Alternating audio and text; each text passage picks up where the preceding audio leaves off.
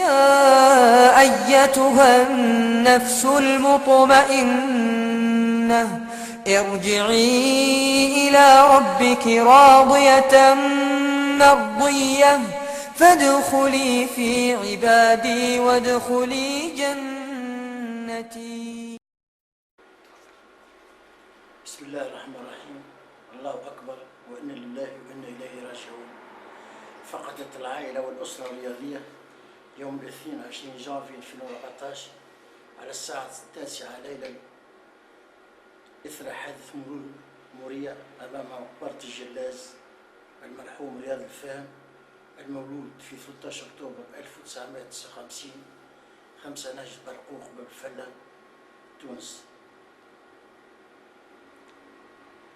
ويوم الأربعاء 22 جانفي 2014 إثر صلاة العصر جاءوا كل الأقارب والأهالي واللاعبين والمسيرين من عدة فرق وجمعيات يودعون بكل حسرة وبدموع خاشعة الفقيد والعزيز علينا الوداع الأخير، حاملون على الأيادي والأكتاف مغطي بعلم الترجي الرياضي التونسي من مقر سكناه بباب الفلة إلى مثواه الأخير مقبرة الجلاز. ساهم الفقيد بكل ما أوتي إليه من قوة في سبيل النهوض بكرة القدم في تونس وفي الخارج، ومع فريقه الأم النادي الرياضي بمنزل زلفة الذي ساهم بصعوده إلى القسم الوطني مع نخبة من اللاعبين موسم 79-80، مع الترجي الرياضي التونسي الذي تحصل معه ببطولة موسم 81-82، كما تحصل على أحسن هداف 13 هدف موسم 81-82 في المقابلة الشهيرة ضد شبيبة القيروان الذي سجل فيها 5 أهداف والنتيجة كانت 8-1، والذي تفوق على ملاحقيه الصناجي 11 هدف من النادي الأفريقي ومنير السيلي 11 هدف من نادي حمام أنف. شارك مع المنتخب الوطني التونسي في تصفيات كأس أفريقيا بليبيا من 5 إلى 19 مارس 1982. كان الفقيد اللاعب والعنصر الفاعل والبارز والمتألق والمتخلق طيلة مسيرته الرياضية. وهذه لمحة عن أبرز مسيرته الرياضية. موسم 74 إلى 76 الترجي الرياضي التونسي أداني. موسم 76 إلى 78 النادي الأفريقي الصاغر. موسم 78 إلى 81 النادي الرياضي بمنزل زلفة أواسط وأصاغر. موسم 81 إلى 83 الترجي الرياضي التونسي. موسم 83 إلى 87 فريق الوسط البلجيكي. موسم 87 إلى 90 فريق دينزلي التركي. موسم 90 إلى 93 رجع إلى فريق الوسط البلجيكي، كما جاءته عدة عروض أجنبية من سويسرا، السعودية، ليبيا، فرنسا. ملاحظة أريد أن أسوقها إلى الجمهور الرياضي، إن المرحوم رياض الفهم انضم إلى المنتخب الوطني التونسي وهو في النادي الرياضي بمنزل بوزلفة موسم 80-81 مع الممرن السيد عامر حزم، وكان عمره 21 سنة، وكانت أول مقابلة له مع الأكابر يوم 5 مارس 1981 بالمنامة ضد البحرين 3-0، سجل فيها تميم 2 أهداف والكعبي هدف. وكانت تشكيلة على ما يلي: عبد الواحد، الوحش، كمال، الكعبي، بن يحيى، جبالي، طارق، بكاو العوض والحسومي، تميم، الفهم، والشاد التونسي العوض بالمسعود. وبهذه المناسبة أريد أن أحيي كل الممرنين الذين ساهموا في صقل مواهبه من الطفولة وهم على التوالي: عمران الفتوري، أداني، وحميد الذيب أكابر، وأمريلدو ترجي الرياضي التونسي، عمر العمري النادي الأفريقي أصاغر، حبيب فرفر، عمار بن جنات، سليم الزليتي، جمال الدين بوعبسة النادي الرياضي بمنزل بوزلفة، عامر حيزم، كوليتشا المنتخب الوطني التونسي. كما أشكر كل مسيرين وأحباء وجمهور ولاعبين النادي الرياضي بمنزل بوزلفة والترجي الرياضي التونسي على تشجيعهم ورعايتهم ومساندتهم طيلة مسيرته الرياضية، وبالأخص السيد والرفيق والصديق الحبيب الطرابلسي الذي كان وراء انتدابه وانضمامه إلى شيخ الأندية التونسية الترجي الرياضي التونسي. وكان المرحوم أن ينضم إلى الملعب التونسي لو أندري نجي الذي أخرجه من الملعب عند قدومه متأخرا على التمارين.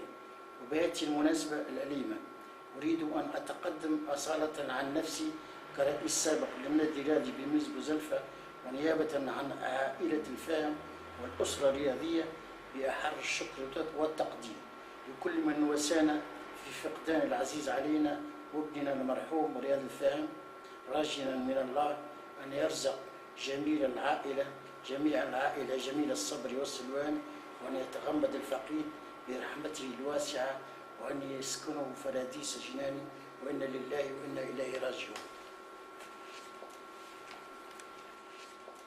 قالوا على الأولمبي للنقل أن انسحابه المبكر من سباق الكأس ما كانلوش التأثير السلبي اللي من شأنه باش يمنعوا من مواصلة الرهان على اقتلاع البطولة. ومنذ الردهات الأولى للمقابلة جاءت عدة فرص لصالح الترجي، لكن قذفت علي بن ناجي، ثم المحاولة اللي أتممها الخميري يشاهدوا فيه أمامنا ما جابوش حتى أي نتيجة. الأولمبي للنقل كان غير أولمبي للنقل لمقابلة الذهاب اللي انصر فيها الترجي بنتيجة عريضة. دفاع الأولمبي ظهر اليوم صلب عنيد، عنده التفاف طيب أمام الحارس اللي سجل أيضا عودته الحارس خضر وهو حارس ممتاز، لكن الترجي اليوم كان عازم على الاحتفاظ بالنقاط اللي خذاها، ومنذ دقيقة 17 يسجل هدف.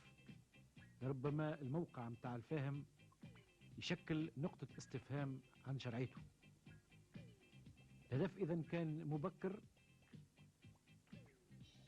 وكان تأكيد رسمي للترجي، وهنا الإعادة التوزيع من بن يحيى. موقع الفاهم كان متقدم بالنسبة للمدافع، وافتتاح النتيجة لصالح الترجي الرياضي التونسي. الأولمبي حاول باش يرجع، لكن الهجومات متاعه كانت محتشمة نوعا ما. إلى مطلع دقيقة 25 هجوم كبير للأولمبي، عرقلة واضحة في المنطقة المحرمة بنشاهدوها بصورة ثابتة. الصورة الثابتة العرقلة واضحة. على كل عدة تساؤلات من الجانب الآخر اليوم في هذا اللقاء بنشاهده خاصة في الشوط الثاني.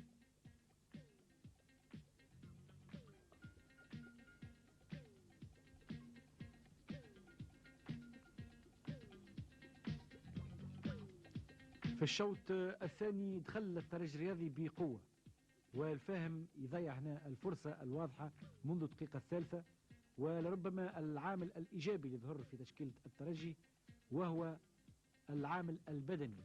فالترجي في الدقيقة الثانية في الشوط الثاني سيطر واضحة على جل ردهات المقابلة. غياب ما كانش في موقع تسلل.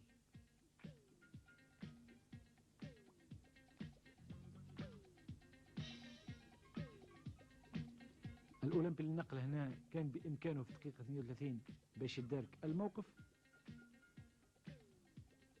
الترجي حس بالخطورة في الدقيقة 41 الفاهم برأسه لكن يضيع الفرصة، ثم محاولة أخرى من طارق ذياب وقذفة كان لها خضر بالمرصاد الخميري. ثم العنصر الثالث هو تخوف مدرب الأولمبي للنقل من هذه المباراة، الشيء اللي أدى به بتعزيز الدفاع متاعه وخط وسط ميدانه، مما جعل الأولمبي يعطي وجه مخالف للوجه اللي كان الجولات الأولى البن عياد، وبن علي هو اللي ذل الفارق أمامكم.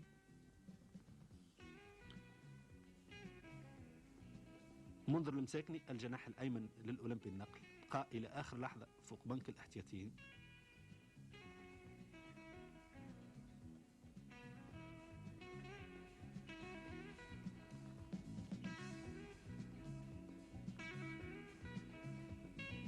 إعادة لهدف الأولمبي، الإمضاء رضا بن علي.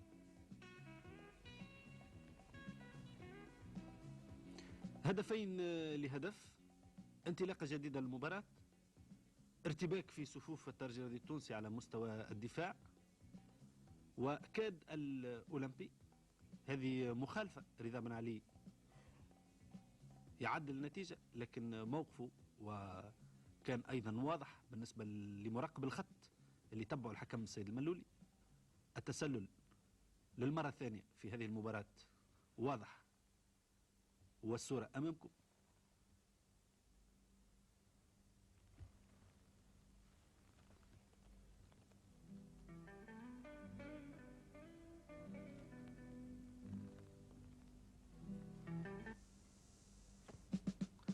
بعد فترة صعيبة شوية الترجي الرياضي التونسي سجل الهدف الثالث عن طريق الفهم دقيقة فقط بعد تعويضه ودخوله لتشكيلة الترجي مكان بسام. دخل في الدقيقة 35 من الشوط الثاني، وفي الدقيقة 36 الفاهم يسجل الهدف الثالث. هذا معناه نجاح كان حليف لاعبي الترجي اليوم. ثم عملية 1-2 من طراز رفيع جدا تسمح لقائد الفريق طارق ذياب يسجل الهدف الثاني والهدف الرابع بالنسبة للترجي الرياضي التونسي. عملية 1-2 بينه وبين معلول، وتحليل لمردود طارق يوم الجمعة بإذن الله في المجلة الرياضية. سرعة العملية نتاع 1-2، الترويض والهدف الرابع.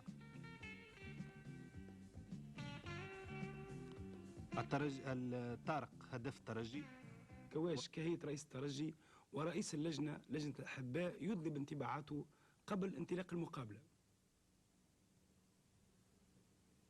أنا أمنيتي أنه أحسن فريق على الميدان هو اللي انتصر، ولكن أمنيتي في نفس الوقت أنه أحسن فريق هذا يكون الترجي الرياضي. ولكن أهم شيء أنه فريق النادي الأفريقي والترجي الرياضي يرضيونا مع الكرة اليوم. معناها لعب الكرة أهم من النتيجة، ويلزم الجماهير نتاعنا. العمليات المتنوعة كانت نادرة مثل مش نلاحظوا فيما بعد، وأنا أعتقد أن نتيجة التعادل بين الفريقين كانت تكون أعدل. والظاهرة اللي تغطي اليوم هي الحذر وتخوف اللاعبين من المقابلة، تخوف راجع ربما إلى طبيعة المقابلة اللي تجمع فريقين جارين، وكذلك إلى إرهاق اللاعبين اللي شاركوا في 3 مقابلات في 8 أيام. ونتيجة ذلك تعدد التمريرات المخطئة ووضع الكرة في التماس خاصة في الشوط الثاني. هذه العملية الأولى وربما الحاسمة اللي جت النادي الإفريقي قذف بسام ويحولها شوشان إلى ركنية. الترجي استرجع عادل الأطرش وما ارتكبش الهفوة اللي ارتكبها أمام نادي حمام الأنف بوضع طارق ذياب في خطة قلب هجوم نظرا للمحاصرة اللي كانت مسلطة عليه آنذاك. تحرك طارق اليوم في عدة مناسبات كجناح ومكن وسط الميدان المتكون من معلول والأطرش وبن محمود من تنسيق عملياته بوضوح وبكل راحة. بن محمود كان يلعب كذلك متأخر ويعاضد الدفاع، وفي مناسبات نادرة كان ينزل الهجوم. كذلك بن يحيى ما غادرش مكانه ولو في بعض المناسبات، فكان على مستوى أفقي ولو في بعض المناسبات. ودخول المفاهم في الشوط الثاني مكان عادل الأطرش خلى طارق ذياب ينضم إلى وسط الميدان وينسق عمليات الهجوم. النادي الإفريقي رغم هزيمته اليوم مردوده تحسن بالنسبة لمقابلة يوم الأربعاء أمام النادي البنزرتي، مع الملاحظ أن النادي الإفريقي استعمل إلى حد اليوم أي في 3 مقابلات 21 لاعب، وهذا من شأنه باش يأثر على انسجام الخطوط الثلاثة الفريق وعلى مردود اللاعبين. ومن الصعب باش فريق مثل النادي الإفريقي باش يتوصل إلى نتيجة أو باش ينسق عملياته ويقوم بعمليات هجومية تكون باهية. هنا عملية يقوم بها النادي الإفريقي توزيع من لاعب وصحيح مباشرة في دين الحارس شوشان.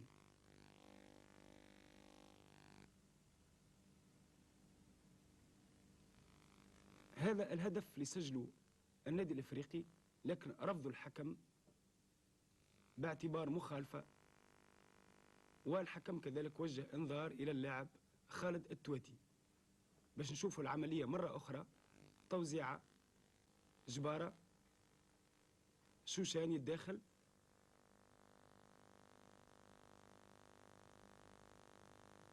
والحكم يرفض الهدف، وهكا انتهى الشوط الأول بالتعادل بين الفريقين 0-0.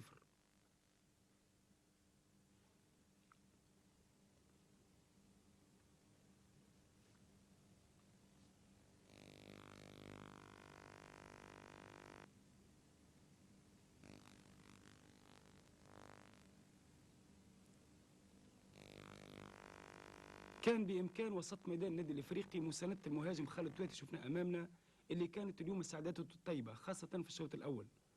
ودخول العبدلي مكان الهمامي في الدقيقة 54 لم يأتي بالنتائج المرجوة، وكان ربما من الأنسب استعمال القاسمي قلب الهجوم كقلب هجوم ثاني لمعاضدة خالد التويتي. هذه عملية للترجي عاد الأطرش فوق المرمى وباش يليها الهدف. عملية تنطلق من وسط الميدان، طارق ذياب، انطلاق عملية الهدف، والهدف لصالح الترجي اللي سجله لاعب الفهم أمامنا. هدف لصفر، دقيقة 35 من الشوط الثاني، أي 10 دقائق فقط لنهاية المقابلة. إعادة العملية، وفي آخر المقابلة حادثة ربما سلبية هي إقصاء اللاعب العمدوني الظهير الأيسر للنادي الإفريقي.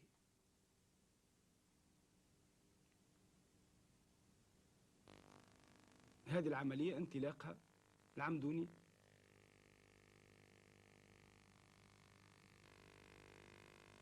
وفي آخر المقابلة السيد فريد مختار رئيس النادي الإفريقي أدلى بانطباعاته حول هذه المقابلة.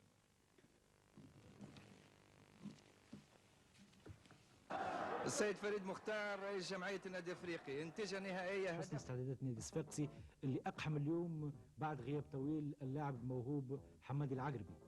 والعملية الأولى الخطيرة كانت لصالح النادي الصفاقسي اللي هدد مرمى شوشان، واللي أظهر لحمة طيبة على مستوى وسط الميدان، خاصة عند توغلات اللاعب حمادي العقربي ورضا اللجمي اللي كان يعاون أيضا الهجوم بالرغم من أنه كان يشغل خطة ظهير أيمن. ما بدأ الترجي التونسي يتحرك بنجاعة إلا مع مطلع الدقيقة 10 حين أظهر نيته على اقتلاع النتيجة وعلى الاحتفاظ بالنقاط اللي باش تسمحوا بالتفوق نسبيا في طليعة الترتيب. تعويض الحارس حريز أمامنا بالحارس بوليلة، تمنوا الشفاء العاجل للحارس حريز. والترجي يكثف من هجوماته بعد ما خذا شيئا فشيئا بزمام وسط الميدان. لاعب طارق ذياب ظهر اليوم في أوج استعداداته، والهدف اللي سجله الترجي الرياضي التونسي واللي تحدثنا عليه كثير، وأحسن حاجة نعملوها نسألوا الممرن السيد أماريلدو. فوري جوكو أو نو؟ Eu penso que l'arbitro acompanhava bene l'azione, io penso che la decisione dell'arbitro, guarda che c'è i giocatori della CSS sulla linea là, guarda, hanno condizione di gioco, io penso che è normale. يقول السيد أماريلدو أن الحكم كان في موقع طيب، ورغم أن اللاعب من النادي الصفاقسي كان هازيدو فالحكم كان يتبع مليح في اللقطة، ويبدو للسيد أماريلدو أن اللقطة كانت شرعية. على كل، ابتداء من هذه الحلقة الأحد الرياضي عندنا لقطات في آخر الحصة باش نسميوها مجهر الأحد الرياضي، ما يشبه بالمافيولا في إيطاليا، باش نعديو فيها كل اللقطات اللي تبدو فيها بعض الالتباس، باش نعاودوا نشاهدوا الهدف هذايا وبعض الأخذات الأخرى من لقاء الاتحاد المونستيري والملعب التونسي، وأيضا لقاء النادي البنزرتي والأولمبي النقل بالطريقة البطيئة والبطيئة جدا حتى تبين الأمور. النادي الصفاقسي تحرك، قذفة من العقربي تصطدم بالعارضة الأفقية بعد دقائق فقط بعد الهدف اللي سجله اللاعب الفاهم في مطلع دقيقة 20. إعادة للقذفة اللي سددها اللاعب العقربي. صحيح أن العقربي ما تحركش بسرعة، صحيح أن لياقته البدنية ما كانتش في أوجها، لكن الزاد الفني البحت للاعب العقربي كان عنده وزنه الكبير اليوم في هذا اللقاء، نفس الملحوظة بالنسبة للاعب طارق ذياب. هنا أيضا اللاعب العقربي يهدد الحارس شوشان بالقذف، وشوشان في زوز مناسبات يمنع بكل صعوبة مرماه، وقذفة أخرى رائعة من العقربي تصطدم بالعارضة. إذن كان حقيقة عرض جميل جدا لهذا اللاعب الموهوب.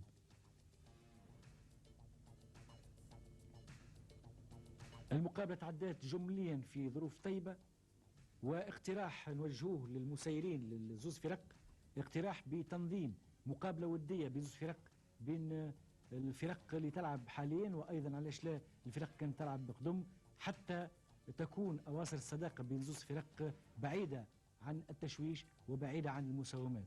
وبادر الترجي الرياضي التونسي اللي اليوم وجه الدعوه لفريق الاواسط للنادي الصفاقسي لتناول الغداء مشجعه جدا.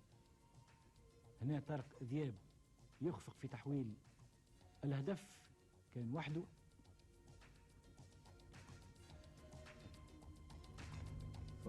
وهنا الحكم يؤمر بتسلل.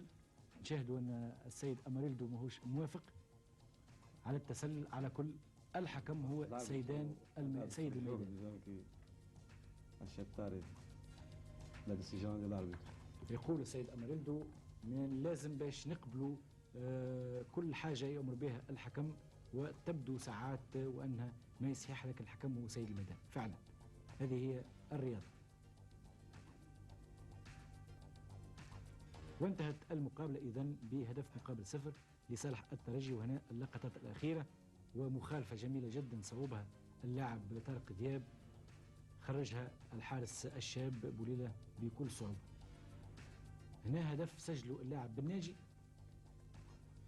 يقع رفضه، الإعادة لهذا الهدف يقع رفضه.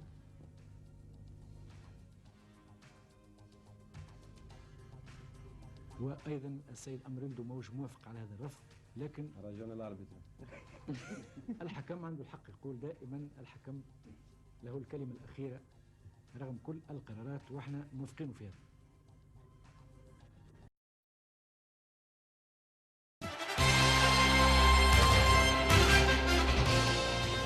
إذا كما كنتوا شفتوا في الفقرة الخاصة بالمباراة، دقيقة صمت كان ترحم على لاعب رياض الفاهم، اللاعب اللي فقدته أسرة الترجي الرياضي وأسرة الأسرة الرياضية التونسية الثلاثاء الفارط. حابين لمسة وفاة من خلال فقرة خاصة بمسيرة رياض الفاهم مع سامي بوعزي، سفيان الوجياسين البحري، فاتن شمام، حمزة بن ضيف، وشكر خاص لعم بالحسن بن نصر اللي خصنا لقطة الهدف. تقريبا كان عام 81 هدف رياض الفاهم. شوفوا التقرير ونرجعوا البلاتو. تفضل.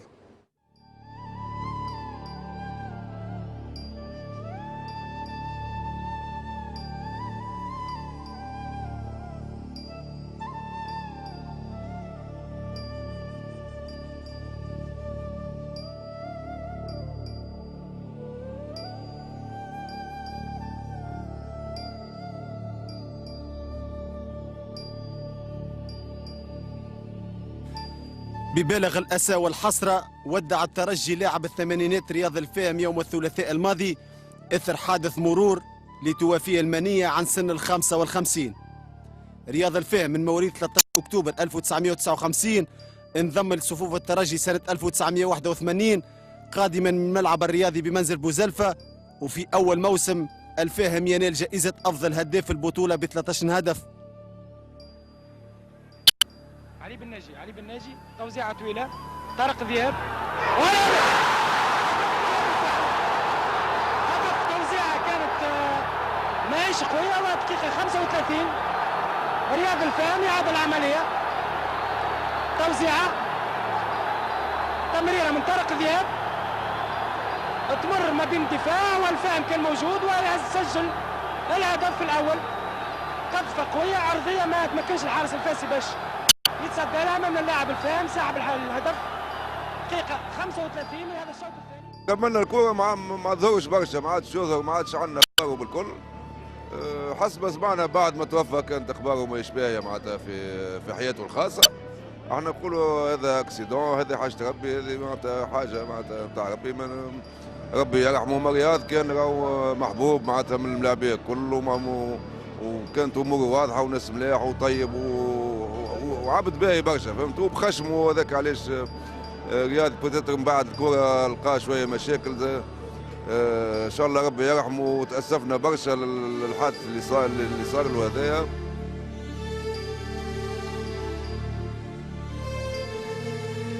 فما ماتش روتار لعبته الترجي مع القروان، ربحت فيه 8، ماركه فيهم خمسة اهداف في الفينال في الماتش تاع هذاك، ولا فات محمد هادي البياري، ولا هو 13 والاخر 11. الاول كان هو عنده 8 8 اهداف والاخر عنده 11. كي لعبوا ماتش روتار ربحت فيه الترجي 8 بلاش، ماركا فيهم هو 5 ولا هو ميور بيتور وقتها.